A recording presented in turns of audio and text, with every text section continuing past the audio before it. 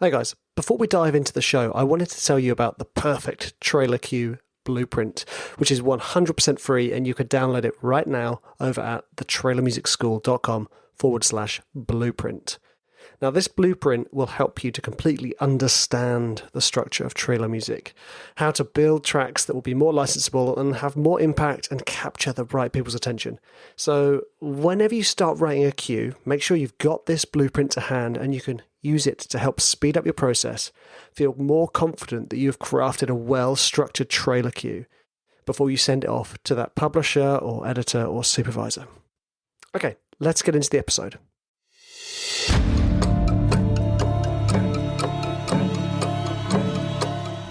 One man with one microphone. Welcome to the Trailer Music Composers Podcast. Hello. Welcome to another episode of the Trailer Music Composers Podcast. Today, I'm joined with a double act. I'm very excited about this. Having two people on the show with me. So last week, we had Emma Middleton, the amazing supervisor, going through the motions of what it's like to be a supervisor, what skills you need, etc., the roles, and how it works for us composers. And this week we have Emma on again, and we are joined with one of her composers that she works closely with, Kiaran Scragg. And what we'd like to get into today, well, I'm excited about this because these two recently landed a very exciting teaser. I say recently. The last 2 years has been a black hole, so I don't know what is recent and what was a decade ago, really.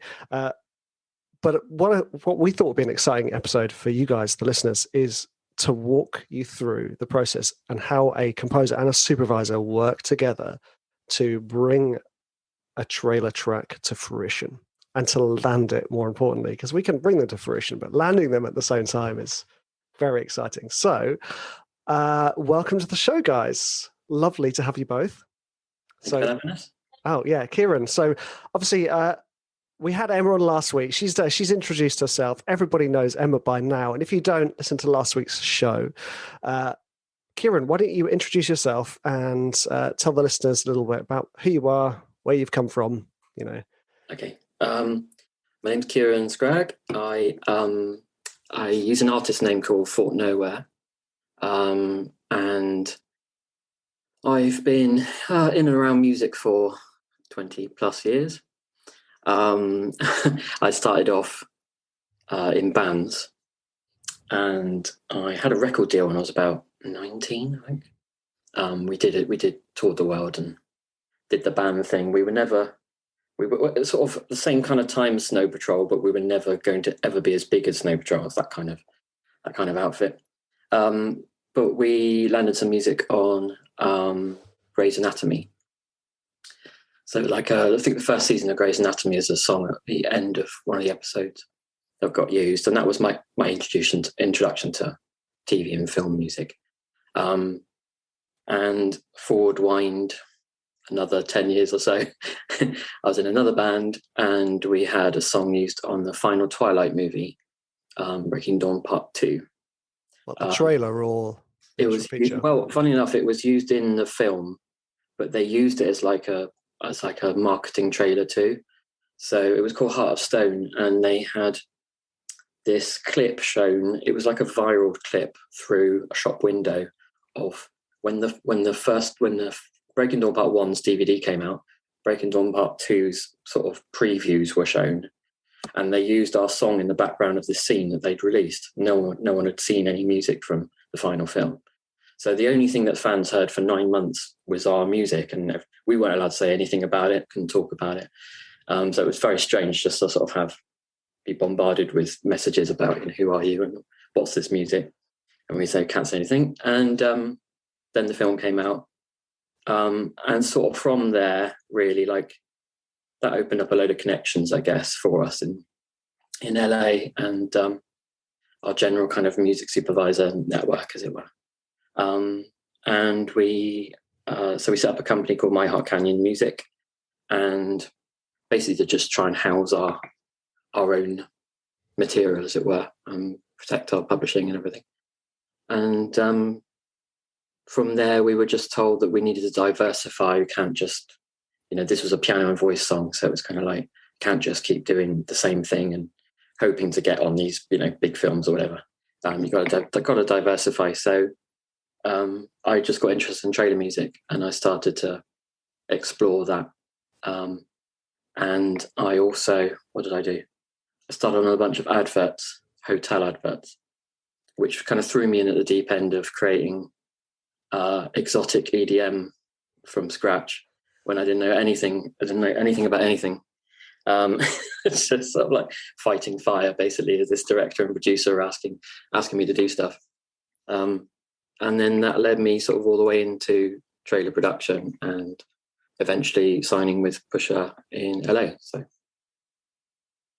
wow. Okay, right. First of all, first question: can you say the band name? Oh, the band name? Yeah. For which one? For Twilight? Yes. Oh, Ico. Ico. What about the one before that? The one before that we were called the Buff Seeds. The Buff Feeds. No. What are these? Buff Seeds. Okay. Yeah, you've never heard of us. I always like to ask. Something else. Yeah, I always like to ask, just in case, No. Some people know of us, but most don't. It's that admittedly does make me sound like I am cool enough to have my ear to the ground, of course, but I am not, and I don't. So I just wondering. Okay, right. So my next step then is, so you've obviously signed with Pusher. Are you still signed with Pusher? Yeah. Yeah. Okay, so this is interesting. So how did you two meet then? Sorry, Kiaran and Emma, rather than you and Jason at Pusher. Yeah. We so the MD of My Hot Canyon, which Kiaran was just talking about, came to London to meet with me a few years ago when I was working in-house at the trailer company. And we went for coffee when you could go for coffee, which feels really alien now. And he was explaining about some of the music, but obviously when you have those first coffee meetings, you can't listen to stuff at the same time. So you're kind of taking people on their word, this is cool and this is cool and this person does this. And it's a sales pitch essentially, but a nice one. Like you're having these initial, do we vibe. Yeah, that's right. I remember those. It's building a friendship, Emma. Yeah. Well, that's the thing. It didn't set out that way. Like Kiaran and I was saying, you don't go after friends. Like that's not the way it starts. But I think there's a lot of like respect between people in this industry that what we all do is so fast paced and so competitive. You all have to have each other's back, like whether it's composers and composers or supervisors and supervisors or whatever. So, it's just like a warm, he kind of like felt like a family friend kind of thing. Like we just spoke about the music, and then I had a brief come up. I don't know when it was, Kiaran, like a few months later, or it could have been quite a long time after that, I'm not sure, where they needed a Bob Dylan cover. And I knew that Kiaran had done, because I'd already listened to all them and saved the music, I knew he'd done a Dylan cover before, which was really lovely, and in the right kind of space. Like I was like, well, this guy clearly knows trailers, knows the genre. If he's done Dylan, maybe he likes the songwriting. So I asked, and he hadn't. But then Adrian emailed me going, Kiaran loves Dylan, he's going to give it a shot. And then at like 24 hours later or something, Kiaran had done an on-spec cover of Times They Were Changing. That brief then went nowhere. Like it wasn't like a guaranteed thing or anything. I was just trying to find stuff. And I kept that track on file. He did 2 different mixes of it. And then cut to, time has, like you said, time has just, I have no concept of when this was, but like 6 months later, let's say, we started working on The Crown, season 3 in the trailer house I was at. And I was pulling ideas. This is a longer conversation, but like basically I knew what kind of sound world I wanted. And then I was like, Kiaran made that song that perfectly fits. The times they're changing, the sound world is entirely right. It might just need a couple of tweaks, blah, blah, blah. Put it in my like folder of stuff for the editor.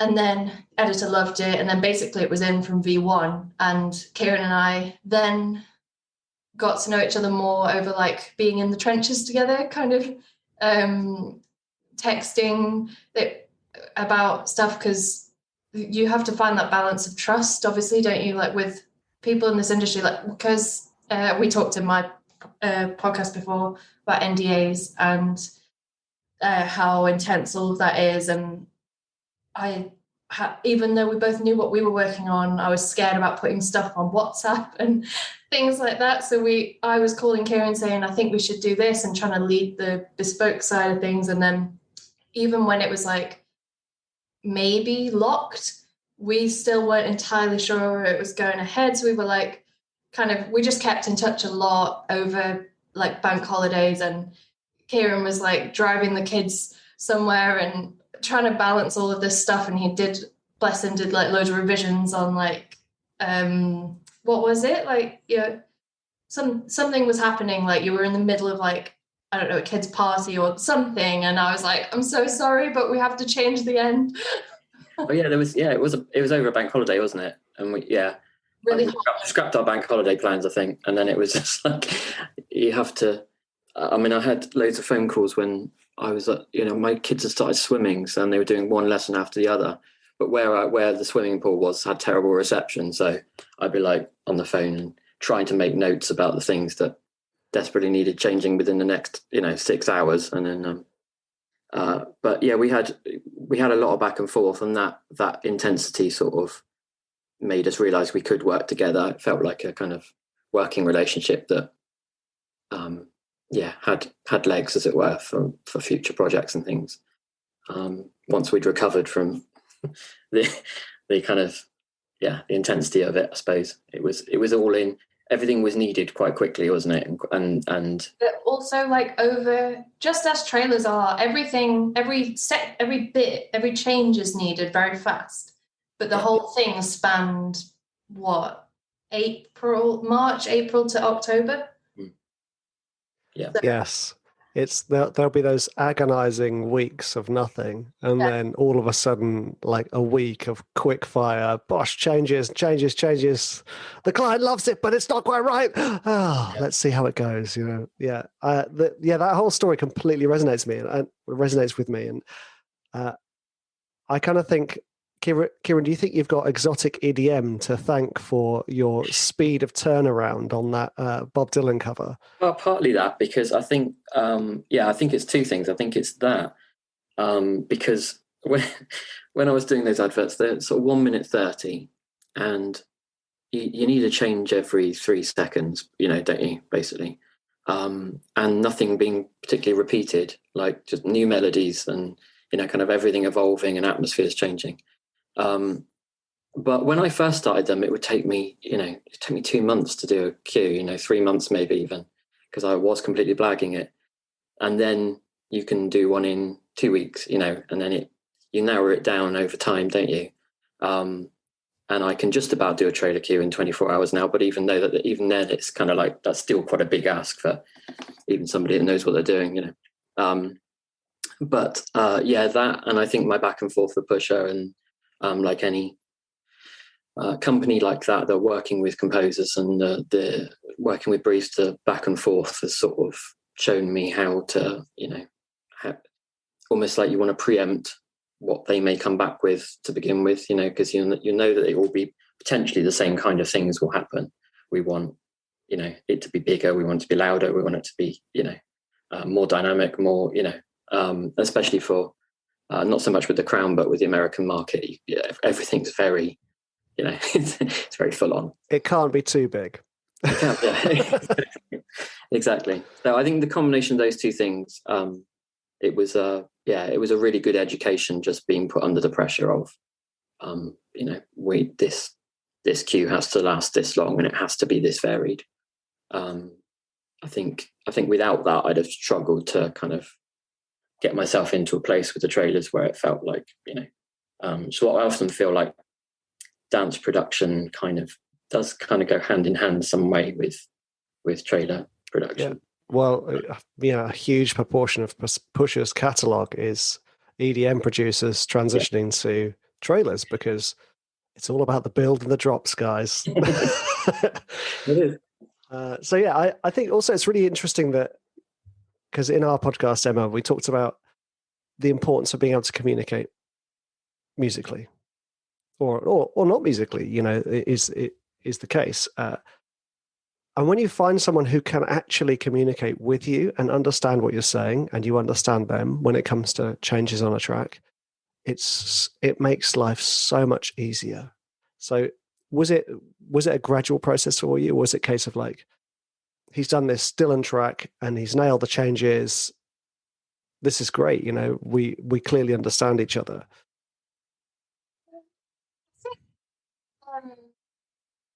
Say gradual, just because it was all quite gradual. Like, it was kind of like bitty change. Like the first call was more, was it like string? I think I was like, I can picture strings doing XYZ thing and whatever. And then it was me and the editor calling Kiaran together, and it was like Kiaran trying to get a feel for what the editor was saying, because that wasn't even coming from me. Some of that, it was like he was trying to loop some of this bit of the piece, and we were trying to convey what was happening, because there was a point where we had to like tweak something tonally, and I couldn't send any visuals, and Kiaran lives so far away that they couldn't come in. And even though I described stuff quite well, like I just couldn't articulate what wasn't working. And it was one of those moments where when you see it, you like, when Kiaran saw it after we'd done it all, I remember you were like, I understand now. I totally get it. When visuals speak more than words, I think. Yeah.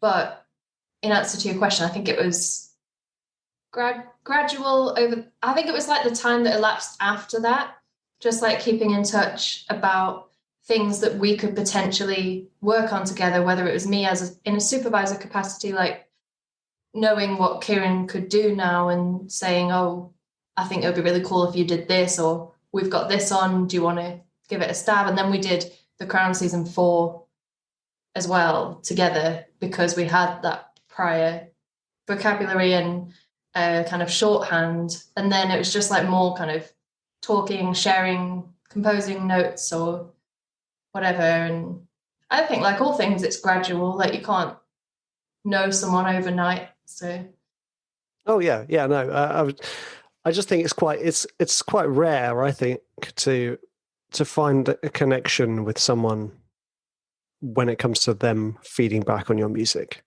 Because as a composer, you're kind of constantly battling with your own ego. Calm down, they're helping, they're making your music better. There was that the kind of the tiny angry dog that you're fighting all the time. Yeah. I think it's also striving for, like, with those things, it is really hard to articulate what it is that you're after, because from their end, they've got all the information, they've got the footage, they know where they want to take it, they know the level of intensity they want the end to be at. And at the composer end, you're kind of going in blind, and you're trying what you can to kind of feel it. But I could sense you can sense the frustration through the process a little bit. And I don't think, I don't know if that gets easier. Maybe it does get easier in time. You have less revisions because you're more switched on to how each other work and stuff. I think with The Witcher, it was season 2, it was quicker. I think it was a quicker process, wasn't it? But that was also out of necessity because they needed it like yesterday. So these things are kind of a roller coaster pace, aren't they? But yeah, with the Crown, it was very much. We actually did. It was lucky we had the luxury, although everything was needed like yesterday, as it always is. They did allow us. There was a luxury of time to actually experiment a little bit with some of it, which with both the trailers, it felt like it was in a good place because we had that little bit of time to kind of nudge things and try ideas and stuff. I think Oh, go on. Sorry. No. I was gonna do a shift. So Okay. I was just gonna say, I think it's got quicker more recently as well, just because we were both finding our feet on that project. Like me, supervisor wise, like it was the first big thing I'd like been kind of spearheading, where I was like, I was still juggling other parts of a job at this point, and I was trying to run around doing other things and do this, and I led the call with a, at that point, unknown composer, like with the weight of the crown and on my shoulders, and I was like, oh god, okay, and try to translate and make it, because it rests on, when you're the supervisor, it reflects on you what comes out, no matter how good your brief, no matter how accurate everything you've done is, if the stuff that you get back isn't right, it looks like you did a bad job. So that's why it's so good when you meet people you can work with, like you and Vic, I presume, like he can know, tell me if I'm wrong, but I'm sure he can just send you like a shorthand WhatsApp or something like, can we do this? Da da da da. And you know instantly what that means. But if I'm briefing new people and like going into the unknown, you've got this kind of nerves of like, are they going to interpret that right? Or like, this is uncharted territory.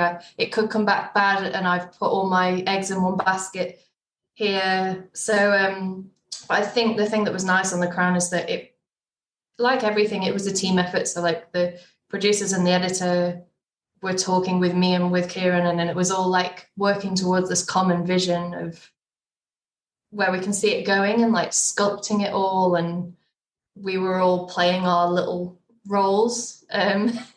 But I think I and Kiaran have both since done other things that have informed how we go about these processes. And like Kiaran, I think since doing The Crown, obviously you had stuff on the back.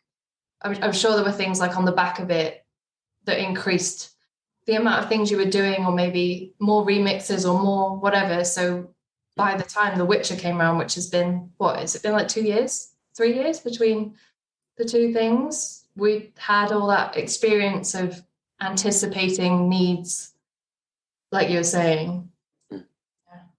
Yeah. Right. So many things I want to point out, but I just want to talk about, like, there's you guys talking about this situation, right? Where Emma, you're sat in the room with the editor, phoning Kiaran, going through changes.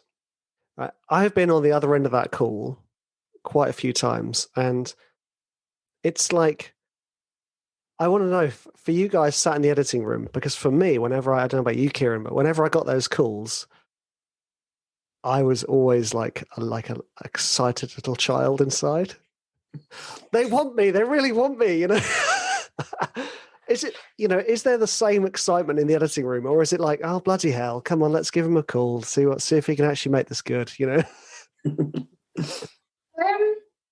think I don't have a lot of experience to draw on that, because that was my first, like I said, it was my first like thing doing that kind of thing, and I am now a freelance, so I'm not in the room, but I know what it is like to be in the room, so that kind of nuance is there. I can talk with them that way, but it's more matter of fact. Yeah, it's definitely more kind of, I think one thing is to just acknowledge that the editors are human too, and that they're relying on me to kind of breach this gap. Like, they know what they want editorially, but the editor was chatting to me before we ran Kiaran and was saying, I kind of want this, but I don't know how do we achieve that, or kind of describing it like you do with briefs and things, but trying to get me to translate, which we talked about in my podcast before. But before we had that call, he was very conscious about what he wanted to communicate,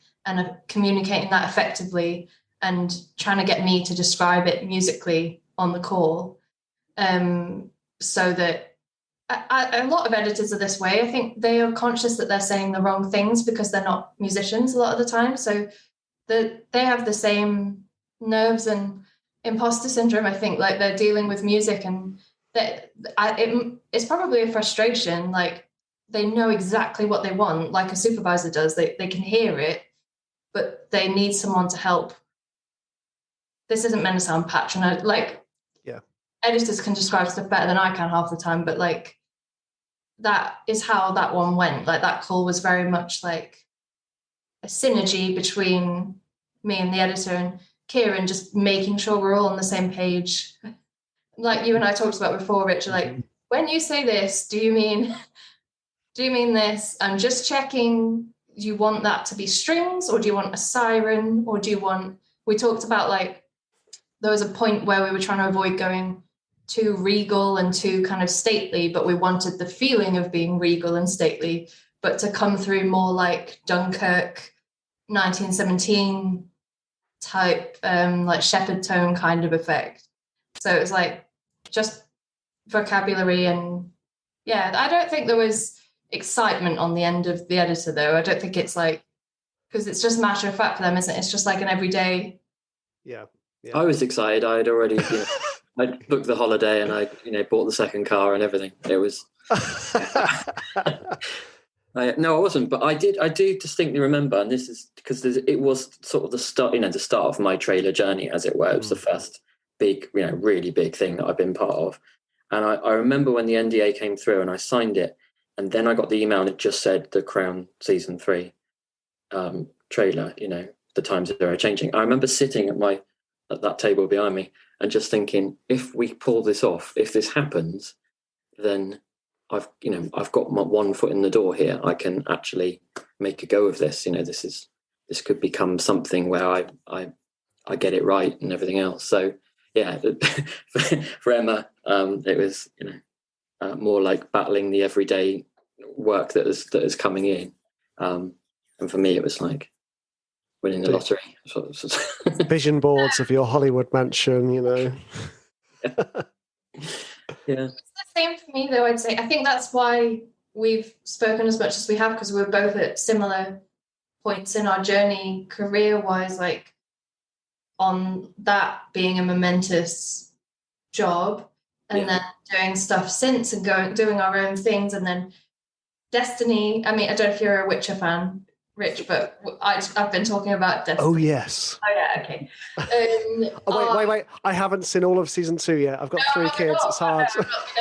No, but just like the theme of Destiny and everything, the stars aligning and like us being able to do The Witcher together, it just felt like The Crown was meant to happen. And the way that we kept in touch and worked together was like leading to that moment. Yeah. You guys know I'm a massive hippie, so yeah, no, I totally get that. I mean, I absolutely get that. Also, I think it's a really important point you note there, which is both kind of coming in at the similar rungs of the ladder. Yeah. Different ladders. Well, one giant ladder, but Vic and I had the same thing. We started at the same time. And it really, really helps because, we're all people and we all want to find people we can relate to, and it's easier to relate to people who are in a similar boat. Yeah, 100%. Along the journey. So I completely get that. Now, as we've brought The Witcher up, right? I want to talk about this because I think it's really interesting and really important for the listeners to understand the process, like in a detailed process. Because I've not had the supervisor and the composer of a trailer. It was the teaser, wasn't it? Yeah. So again, teaser, that's another thing altogether, guys. That, we're not talking theatricals, TV spots. We're talking teasers, which I think are the kind of like the sexy trailers. You get to push the boats out a little bit, and you get to be different. You don't have to stick to the same structures. You can go as minimal, as crazy as you want with teasers. So I think, Emma, kickstart us off, because you would have been sort of brought in on this. Walk us through the process of how you guys got into this and how the process went as you progressed through the campaign. So it is a bit of a weird one in that, unlike The Crown, I did end up like writing some of this with Kiaran, so it's a strange one. But since I went freelance, I'd been trying to find more ways to pursue like bespoke direction, not necessarily writing, but like I know I'm good at that, and I wanted to do more of it rather than just doing searches. I was like, I like getting into the meat of the project and making something new, which is what we all like. And so this started off just as a normal search, and I don't know how long they've been on it, but they weren't finding what they needed, and they asked me to see if I could uncover anything else. But one thing that had been coming up was Your Protector by Fleet Foxes, and I just couldn't see past how perfect those lyrics were. Like everything, I found stuff that kind of worked tonally, kind of got to the place they needed. It still didn't get quite big enough, and I didn't realize like how big this thing needed to go. And that's from years of doing trailers. I still didn't quite get the intensity they needed. And I thought I'd nailed the search. And then I was like, actually, I feel like I should keep going on this. And it was just because I'd been waiting to work on that project. Like I'd saved stuff ready for if I got to work on it. And I was so all in, like determined to find the right thing. And because I know the world and I know the score and I know the game, like I was like, I have to do that. I have to. And when I couldn't find another cover of Your Protector, and nothing was quite right. The lyrics were kind of, kind of covering the themes, but nothing beat that. I just I didn't even tell Kiaran the song at first because I was like, even the song gives away what this is. But I just rang him and I was like, just trust me. If we did this thing and made this, it would be incredible. And then I found out I was able to say the lyrics. So then we mocked up we got the a cappella of the vocal and we mocked up a tease of the kind of world the track could be taken into, because I was trying to convince the producer that we didn't have to look at a cover. It could be a remix. Like the voice in Fleet Foxes, like it just sounds so folky. Anyway, it sounds so medieval, and like just with some reverb on it, it was just magical on its own, wasn't it, Kiaran? So like then it didn't take much to convince them of like the intro, like this kind of brooding landscape with that vocal floating over it, and then building to a bit, and then getting to the point of like teasing what we could do with it, but not quite making that part yet. And that was also time-wise. It was like I just want to show her and get her interested. So we sent that over, and then we waited. And through gritted teeth, like, oh, she hates it, kind of thing. And then I kind of got a response like, I can't stop listening to this. Give me some time to see if I can work out the timelines. So I think, and I can't entirely remember now because it was all a blur, I think we carried on regardless, right? Yeah, I think so. Well, because the initial we did it.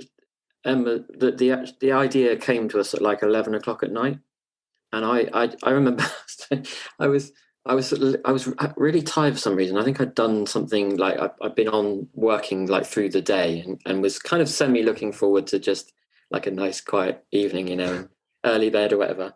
And it got to about 11 o'clock, and you like this idea was starting to run away, and I was thinking, oh, this is unavoidable now. We're going to have to do something to this, because again, the time scale of trying to convince somebody that this might work was limited. So at 11 o'clock, I brought my Mac in and just sat on the sofa and we started. I went through, I think you went to bed about 3, didn't you? And I think I stayed up beyond that, did the school run, and then tested it on the speakers the next morning, kind of having been up all night, just to see where we were at. And I think we sent it off at lunchtime, didn't we? So it was like a kind of, almost like an initial kind of first pass. Was this the sketch that you sent before? Yeah. Kind of 2 sketches. So I sent that first tease of like the a cappella over, kind of like, not to diminish what Kiaran was doing, but like a drone. It was like kind of what there's an art to a drone, Emma. So it was that to like pique interest and build almost into the back. And then we did the back end, but it was different. It was like quite like jiggy. It was like using more of the track than we ended up using. I think that was what we did on our first like mock-up, like spending a little time on it overnight, and then we left it for like a week, I think, like whilst they bought some time. And then when we came back to it and like actually worked on, okay, it's go, like you've got the green light to pursue this. That was 24 hours for like the main first mix of it, and 48 hours for like the end bit to be kind of revamped. And that was it. Pretty much, yeah. Did you have any indication of how long the teaser was going to be at any point, or was it just going with the, Yeah. I think we had the exact time codes even. Oh, exciting. We knew it wasn't going to be longer than such and such length. It was never going to be longer than something, because it was a teaser after all, even though it's a long teaser. But the thing with this one is that we weren't coming in like custom from the start. It wasn't blank canvas. Like the edit had already taken some form. We never saw it because, confidentiality and remote work and everything. So, but this is where I would say like our previous experience, me being in-house, Kiaran having done a lot of stuff in between, all of that came into play because we could basically be in the room without being there. Like we knew we could anticipate what was going on. So it was, I've forgotten where I was going with this, but we'd come in where the edit was like in a shape where the editor and the producer gave such like prescriptive notes that it meant that we could work fast.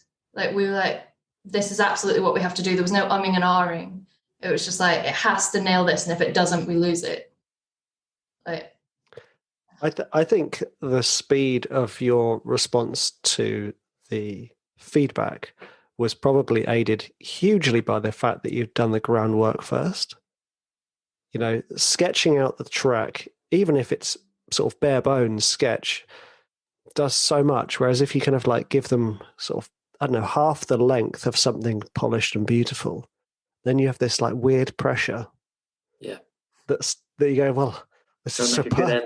Yeah, exactly. The ending has to be the best bit. No, what have I done? You know, but having the kind of sketched out the whole time, I think that's actually a brilliant way to approach it. You know, jumping at, you know, I've never done any custom work where I've kind of jumped ahead of what the supervisor or editor was asking. I've always, like I said, Emma, when we chatted, it's often been so reactionary for me, which is probably why I don't like it so much. But, you know, I think that's such a great idea for speed. So let's, I want to talk about a little about the details of you two producing this track. So first of all, let's talk about the door. What are we working on here, guys? We're working in Logic. We're both working. Yeah. Winning. Yeah. Okay, right. So the drone. Let's talk about this drone. What we're using for the drone.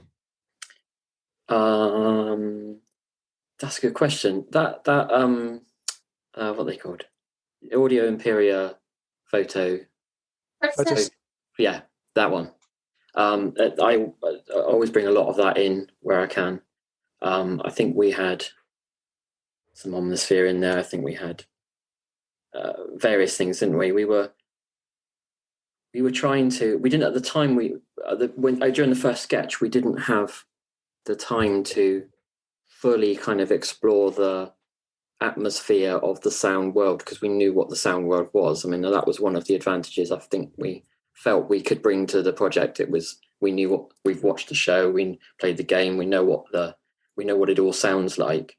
So you sort of want to bring your own version of that, which we ended up doing eventually with sort of hitting things and adding our own metals and, you know. What things did you hit?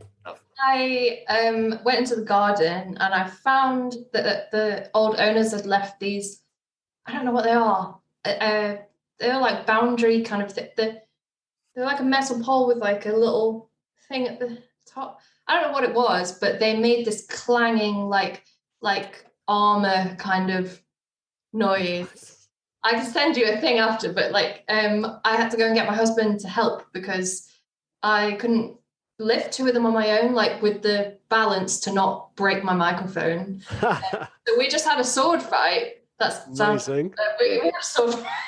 And there was mud everywhere, and I sent them all. I processed a few of them and sent some of them just raw, like one shots to Kiaran, and they were very subtly mixed in, I think, on a few hits. But I think that kind of, we had a few organic textures in there that just gave it life, because obviously the score, I've watched so much about that season 1 score and like all the instruments they were using, and it's so raw that it felt like we couldn't just go like hybrid with it. It had to have that kind of dirt. So yeah. It needs to feel like a dead animal was being hit somewhere. Yeah. I think that stuff is so magic, though, and I think that's so underestimated. You know, when in the last episode, Kiaran, Emma and I were talking about what makes a track catch your attention, and Emma described it as heart, and I described it as character, and I think what you guys were just doing then, taking organic sounds and layering them, is often one of the things people overlook as a shortcut to achieving those things. Yeah, you know, definitely. And I think combining them with, I mean, I did,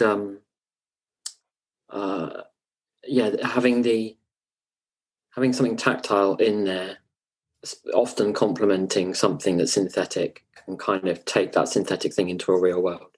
So I did the opening minute of Death on the Nile trailer, the teaser, has kind of Bartok strings, as it were, like doing the melody of Policy of Truth by Depeche Mode. And that's software strings, you know, plus a ukulele being plucked, plus an old banjo being plucked, and then kind of all compressed together in this one big lump. And it sounds like a real orchestra. Or it does to me, and it landed the trailer, so it must have sounded all right. But with The Witcher, it's the same. It was just wanting to get real things in. Same with The Crown. I think our ears are just not deceived somehow. It's like there's something about the frequencies of string plucks and stuff that just undeniably real. It doesn't sound like it's all just a contact instrument, you know. Yeah. No, I completely agree. It's interesting how you say we kind of deceive our ears. We're also so used to hearing the synthetic strings and the synthetic world that when in a trailer or advertising world, when we're set in, say, an epic track, when we're not given the virtual instruments, we also hear that too. You know, we go, okay, wait a second, there's something missing here. I can't hear 120 violins playing here. You know, that's. I think that stuff is really important too. It's that finding the balance of the synthetic and of the real. So, obviously, you guys were sort of having sword fights in your garden, Emma. And when it comes to the back end of this trailer, what organic elements were you bringing? What synthetic things were you bringing in too? What was the marriage going on in the sound world?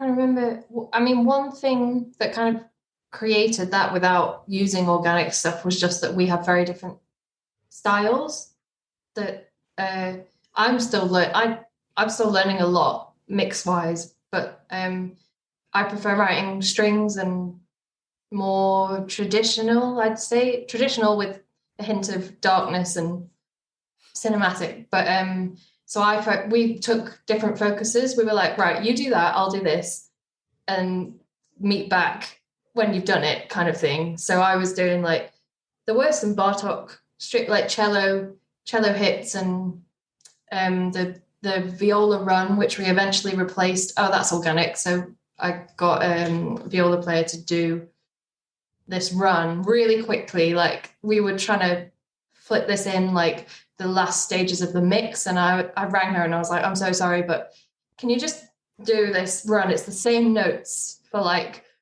6 bars and we'll just loop it, it's fine. And she played that, and it added so much. My strings I could get them so far, but it was just poking through. So that was from my side. I think there was the hits and that. I don't know. Yeah, me, it was all damage too, basically. I think it wasn't a lot else. It was I like to do a lot of stuff with just textural things and trying to make sure things are reversed and you're just not. Yeah, you're taking a patch and then you're distorting it, or you're doing something different with it to take it to a different place from its preset where you possibly can. With the exception of the damage 2 toms, which just sound great anyway, so just kind of put them in as they are. Sure. I hate to say it, Kiaran, but I haven't got damage 2 yet. Have you not? I still love damage 1. Damage 1 is just damage 1 is still good.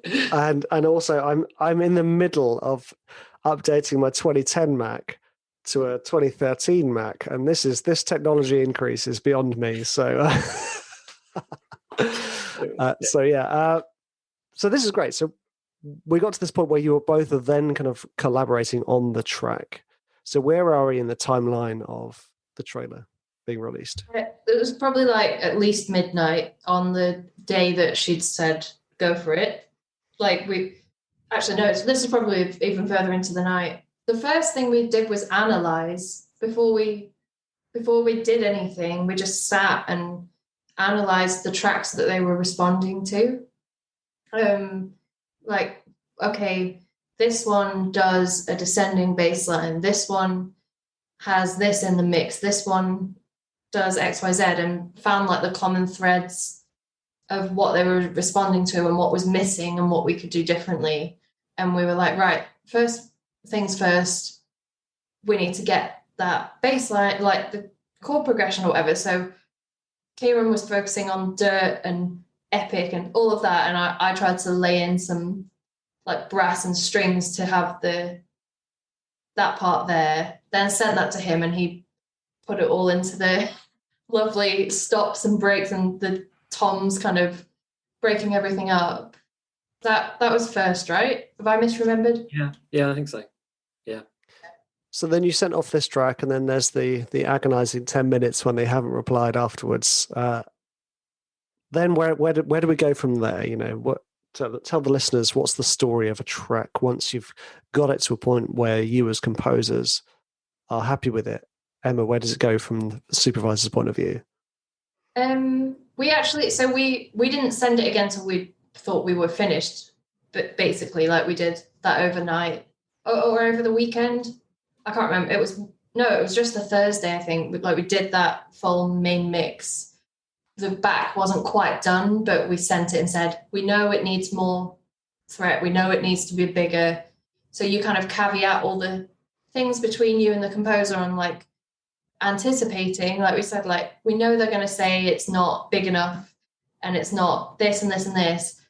Just assuring them that if they listen and they go, oh, and feel kind of disheartened, that you're aware and that's being worked on, but we sent them the bones so that they could get the edit in line with it whilst we carried on. And then Friday we finished it and got the end with all the epicness in.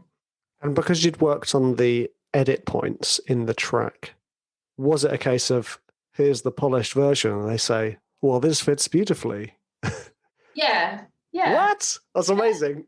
I think so. Yeah, because Thursday's track was the bones of it, but without the dirt, I think. Yeah. And then we had a call on Thursday just to clarify the changes we were thinking of making and what they were thinking. And then Friday was applying all of it. So yeah, the timing didn't change except for like anything they'd requested. So it was coming from their end anyway. But yeah, that was it. It was basically laid down the groundwork, and then we worked on like texture and mix on Friday. So what benefits were there for you as the supervisor in this stage would there been any sort of less insight if it was just you and Kiaran as composers?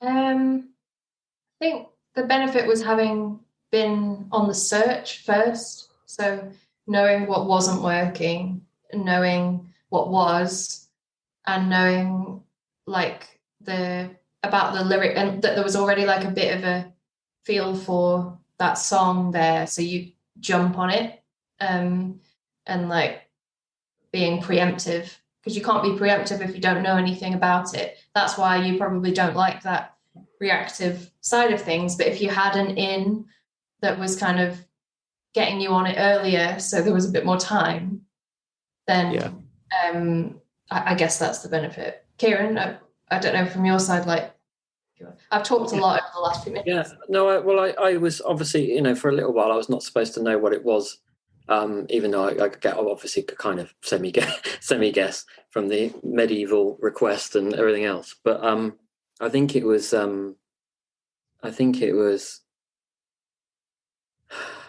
just getting the sound world right.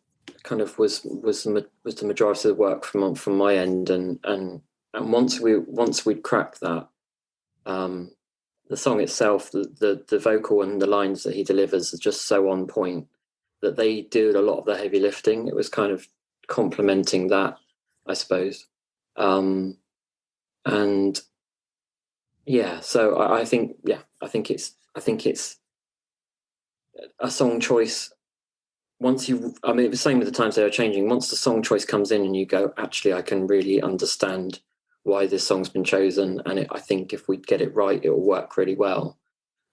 This was almost even more so than with this one, because I knew where the story's going. I mean, you've got Ciri and Geralt meeting at the end. It's got that whole he's going to be her protector. The opening line is, she left a week to roam, your protector's coming home, and it's like, just I think you'd be just so hard to find something else that opens with those two lines. Yep. Pretty much just sells the trailer, full stop. So you'd be hard pushed to find another song that did that kind of heavy lifting for you, if you know what I mean. Awesome. All we had to do was supplement it with medieval sounds of threat. You guys are throwing some great descriptions here. Medieval sounds of threat, regal shepherd tones. I mean, the way you describe music is awesome. I would like to hear a regal shepherd tone, by the way. That would be very exciting. Kiaran, did you do the mix and master, or was it kind of left to... I did. Yeah, I didn't. Well, yes, you do initial mix and master. I think we always generally send something off mastered, and then give them stems. And what tools do you use in your mastering chain, if you don't mind me asking? Do you know what? I used to be really complicated. My mastering chain just used to look like a kind of making up for how terrible my mix was. When your mix is terrible and you put... No, I don't know what you're talking about, Kiaran, at all. You had 11 plugins on it to try and make it sound better when you realise you should have just gone and mixed it properly. No, nowadays it's just OTT, like really miniature. I want a bit of multi-band on there. Like, I don't know, 14%, 15%, something, just so that it starts to excite the music. When you turn it off, you notice. And then controversially, for my master, I do Ozone. I've got Ozone 8, I think. So I widen it a little and make it as loud as I possibly can. And then my secret, which I'm sure like an audio engineer will tell you is really wrong and don't ever do it, is I then put FabFilter limiter on it again afterwards. So I got 2 limiters, and I just crank another kind of couple of dB out of it, just to try and get it somewhere near trailer level that you're competing with. And I am not a mastering engineer, so I know that's probably like absolute sacrilege, but I've just found for me it gets it somewhere near the volume that people want. You've done the initial master, and then you're brick wall limiting a little bit more. Now, I think that's the thing. Is like, obviously, I am not a mastering engineer. I barely do mixing anymore, anyway. So, like, I get it, but it's nice to hear that that's how simple it can be, because it sounds bloody great.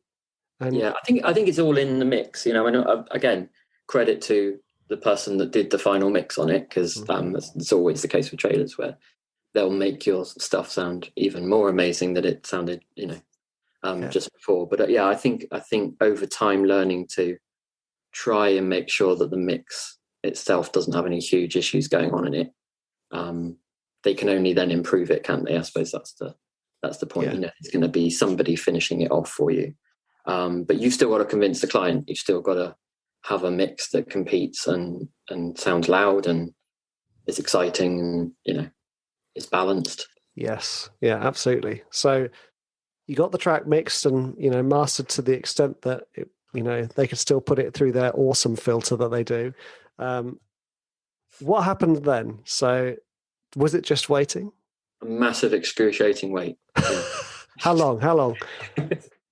It felt like a whole year, didn't it? It wasn't a year. It felt like one. A whole COVID year. Because of course we're not told when. We weren't told when it was going to come out.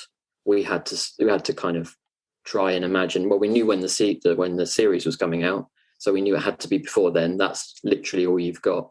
It's at last year's timescale. We were like, well, last year they did 3 trailers, and one was around this point, and worked backwards of like when it might come, and then we found out that they were doing that event, WitcherCon. Yeah. And we were like, come on, like surely. Hey. Henry Cavill introduced it, and I think I made my nails go into my husband's knee because I was like, it's gonna be on. And he was like, I've got a little secret, a little surprise for you at the end of this, because we had to wait through the whole WitcherCon on tenterhooks, they're not going to show it. Got right to the end, and then it came on, and it was all just like, that's the first time we saw our music on the trailer. So yeah. Gosh, it still amazes me how often composers and people involved find out they've landed a trailer by it being aired. You do a YouTube search, you go, oh wait, that's me. No one told me. Wow. Yeah. You don't believe it either till it's out. You can be told it's confirmed, and no one, rights holders, everybody, nobody trusts it's a done thing until you see it. Unless it's out or the money's in my bank, it's not happened yet. Yeah. Yeah.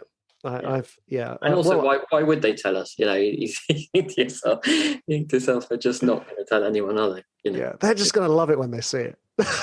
Yeah. Amazing, guys. Well, it's really nice to hear a track being so organically, and I mean it in more ways than one, organically produced with a composer and composer supervisor. I mean, it's just, you don't get many of those collaborations in the same way, to my knowledge. So, I mean, my limited knowledge, I should say, but a caveat in there. But that's really exciting, guys. I mean, well done. And also, thank you for talking us through the process.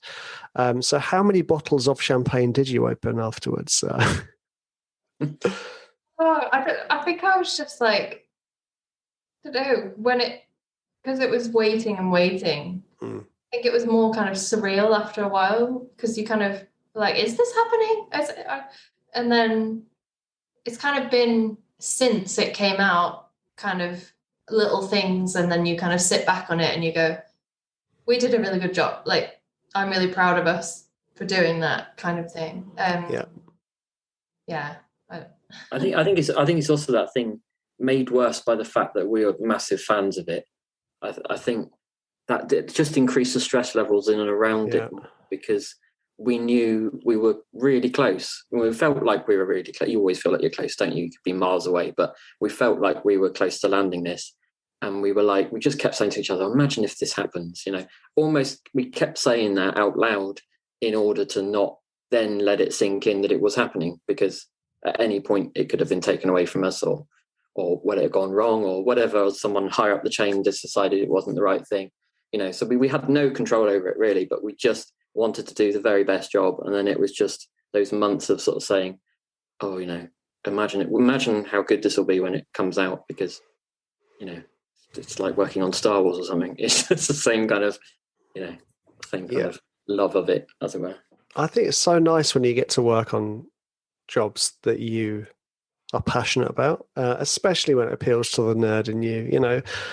I've only done a couple of customs that appeal to I pitched on Star Trek. I didn't win any. Oh no, I won Men in Black, but I pitched on Star Trek when I was with Pusher, and I didn't win, and I had the excruciating wait to find out I didn't win, which was terrible. But at that stage in my career, I was like, oh my gosh, I'm doing a custom for Star Trek. I am probably the coolest person I know right now. And don't want to sound arrogant, but it's those times when you go, I want to pat myself on the back because these shows are the reason I loved what I do. Yeah. These films are the reason I love what I do, and it's like you've come full circle in a way. You can imagine yourself sitting there playing the game or watching the film, going, I want to do this, I was going to say, I will caveat, saying how excited we were to be part of it, by saying I've had that same experience as you, as being really into something and thinking, this is so important that I will be able to put it on my grave that I did this, that's that, and lost it. So I know, I know the feeling when it's just like, oh, you feel like your fingers are within reach, and then you realize there's 60 other people doing it and you didn't stand a chance, Yeah. So yeah, I've had both. So it's it is nice that then the feeling when it does happen is obviously, it's just kind of a sense of relief and kind of achievement, I suppose. Yeah. It makes you realize though, like how, I think you talk about this on your podcast anyway, but like how it's not always, it isn't how well you've done. It's not a reflection of that. Like you shouldn't, if you don't win it, it's not because you did a bad job. Everyone did a good job and made life hard probably. But like, I think we were prepared to lose The Witcher because other things, I've had searches where I thought I'd nailed it and I hadn't and things like that. And you kind of accept the run of things. And if this had happened when we were doing The Crown, like if this had been the first one, I think it would have broken me to be like, I know this world inside out, like, and to kind of have that almost that little bit of arrogance and kind of be like, we've done this amazing thing, we've turned this thing around, and to lose it, I think it does get easier, like for everyone. I don't do as much of the composing side, so I wouldn't know, but I know what it's like to lose jobs from my side as well. And I think you just get that decisions are made that aren't about your music. It's just about the direction. It's about some stupid thing sometimes. It's like, oh, there was like a tinny, like glockenspiel sound and we didn't like it, so we went with the other track. Well, like it's just things you can't control, and you just have to know that you just have to find confidence that you've done a good job, and that's all you can really do. And that's it. I completely agree. And those of you who are listening who've just experienced some kind of say loss, because sometimes it feels like a loss, but when you've lost out on a trailer or a placement, or even lost out on a pitch, listen back to what Emma just said, because that's such an important thing to be reminded of. There are so many other things at play. It's almost like when something does land, you should be like, think of all the amazing things that have aligned for this to happen. I mean, all the people involved. It's all so wonderful and exciting. That's what we were about with Destiny. It just felt like these stars have aligned for me, No, I totally believe those things do come into play. Some people describe them as magnetic coincidences, which I think is quite a nice way of calling it. But whether you call it fate, whether you call it destiny, or it's life in it, there's still something magical about it. So well done, guys. It's an awesome trailer. And thank you very much for coming on the show together and talking us through the process. I kind of want to ask one more question before we say goodbye. And that is, because I know this, because I've I have a great working relationship with Vic, actually, who, he works for Elephant. He'll be very annoyed I said that.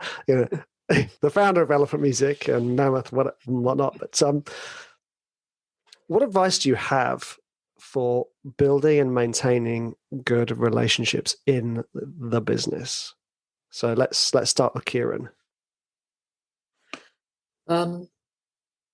I think some of it's finding like-minded people. I mean, I've been in the music industry, as it were, in inverted commas, because I know it sort of crosses into what we do for quite a while, and you do find yourself gravitate towards people who just are either nice or aren't horrible to you, or haven't screwed you over. It's kind of like it is finding the good people within it. I think that's an important element of being able to create a working relationship, because I would say that's an obvious thing to say, but it's true. Like, I think about the people that we work with are people we tend to like as well. It's not it's not the other way around. And I think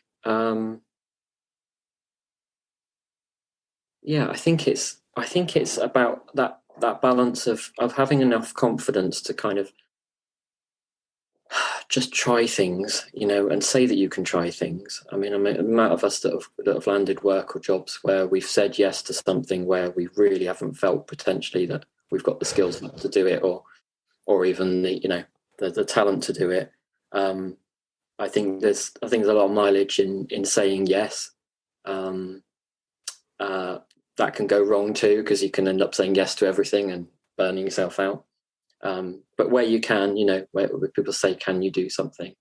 YouTube does exist. You can go away and you can learn how to do something pretty quickly, if you apply yourself. So I think for me, those are the two big things. It's the accepting, and it's surrounding yourself with people who are, good people where possible. And forcing, and I'm not a really great networker, like you meet people. I've got friends who are like really good at just, they'll make friends with a whole room, and they just know everyone, people like that. And that isn't who I am. So like networking for me isn't a natural gift, but I have over years, I've forced myself to be like, okay, I've got to reach out here. I've got to send that email. I've got to send that DM, and I might look like an idiot, but I'm just gonna ask the question, because I think so much of it is for us has been about asking the question, isn't it, Emma? It's just been like, can we do this? Will they give us a chance? I think when you send those messages as well, as long as you're just being you, that or even if you say you weren't comfortable going, walking up to someone at one of these events or whatever, even doing it and them seeing that you maybe look uncomfortable, but you've done it anyway, or you're still putting whoever you are in front of that person. And if they get on with who you are as that person, then that's an organic friendship. I don't have time for people that put on a persona. I can't. I'm the same person in and out of work, so I tend to work with the people I get on with outside of work, because it's just easier.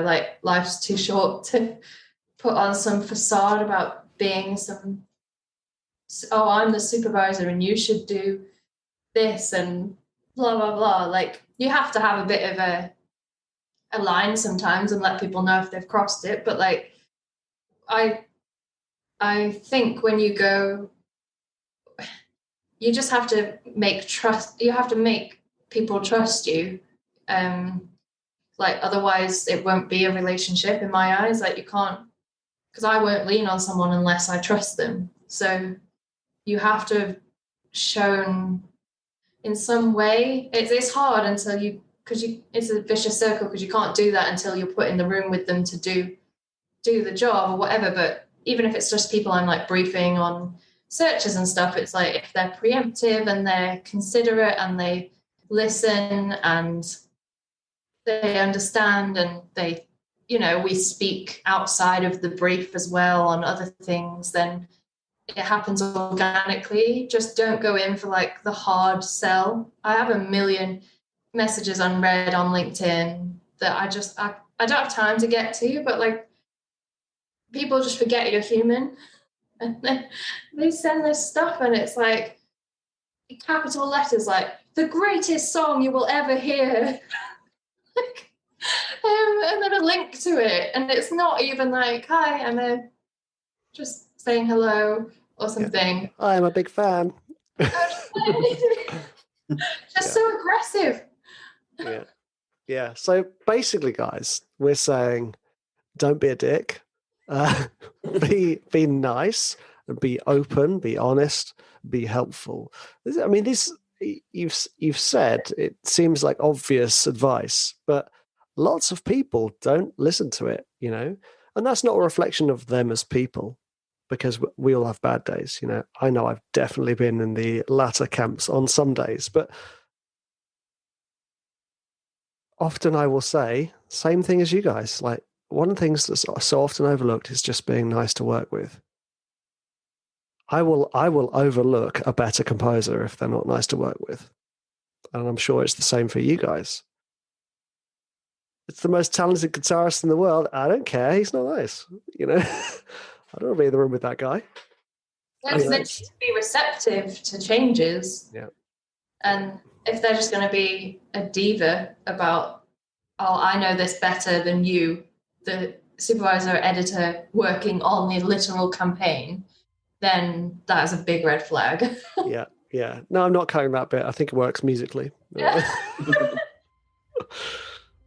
Right, guys, I think I've taken enough of your time today. Thank you so much for coming on the show. I really, really appreciate it. And it was so nice to hear how you guys work together. And I think the advice you've just given is absolutely priceless. Well, actually, it's free because you can listen on the podcast, but Thanks for having us. Yeah, guys, thank you so much.